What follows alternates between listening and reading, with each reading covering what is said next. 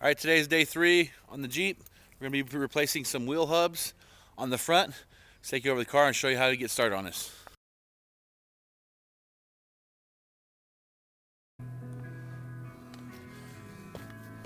All right, this is what I suspect the problem to be.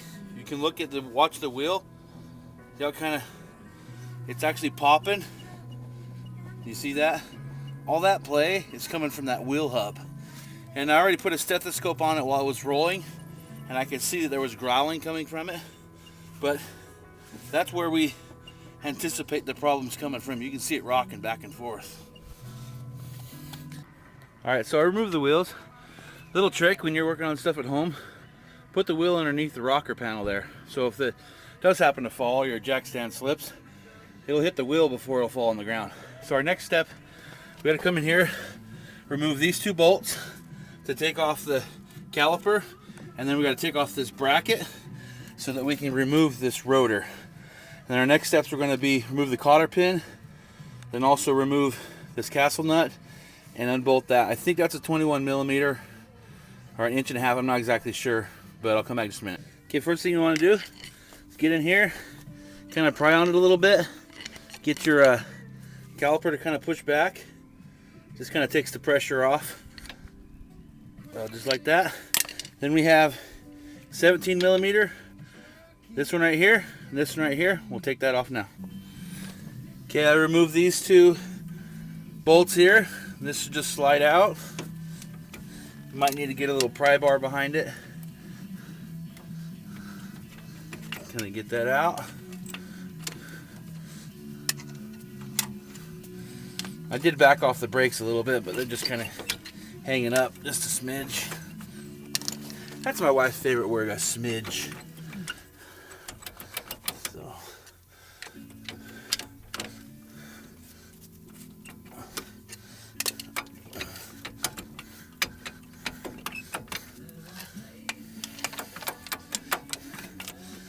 But does not want to come off of there.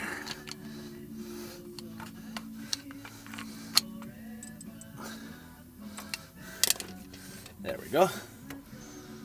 Okay, now we're just going to remove the brake pads. And now we have 2 more bolts right here. And these are 19s. So we're just going to bust these loose. Okay, I removed these bolts. They're actually 18 millimeter. Remove those. And this thing should fall right out.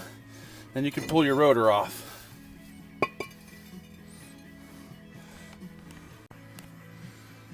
Okay, now we're going to remove this cotter pin to access the castle nut. Get that out of the way. And then we got to get this bolt off here. Okay, now that we got the retainer nut off and the cotter pin, I just hit it with a little bit of liquid wrench. I got an 1.5 inches on the impact. I'll bust that loose. Alright, I'm going to show you guys a little trick here.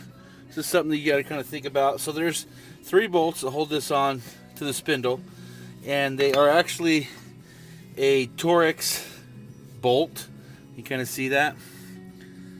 But what I did is I just used a 12 millimeter, sorry, not a 12 millimeter. I used a 1/2 inch socket, but it has to be a 12 point. And let me explain why. So you have to kind of drive this back off. And so you got to make sure that you're using the right size socket. I just wanted you to see, if you don't have the right one, this is how you can do it. It's kind of a pain in the butt, but if you don't want to go and buy the socket that you need to do it, you can do it with this, and it'll still work. But this is just a little trick to save you some money. Instead of go buying that socket set, I think it's probably about 60 bucks. But what I do is just like that, and then I can just wiggle that off. So it's basically a 12 point 1/2 inch socket that fits on this 12 point 1/2 inch bolt. But it's technically like, I think it's a T20 or T25 or something like that. But if you don't have the socket, you can actually use one of these in its place. And then just go ahead and pull it off.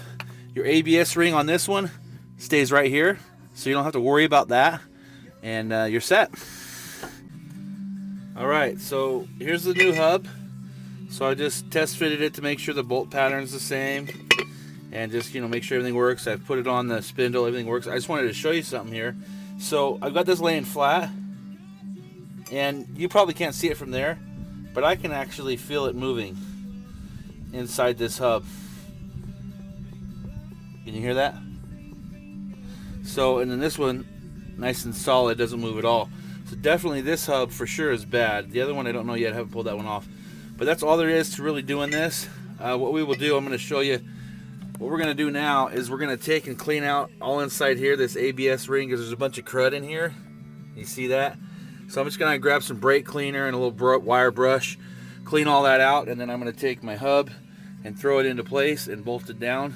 And there's just these 3 bolts, and we're good to go. Okay, I got those 3 bolts in on the back. And I'm just going to zip this down, lock it down, and we'll be all done.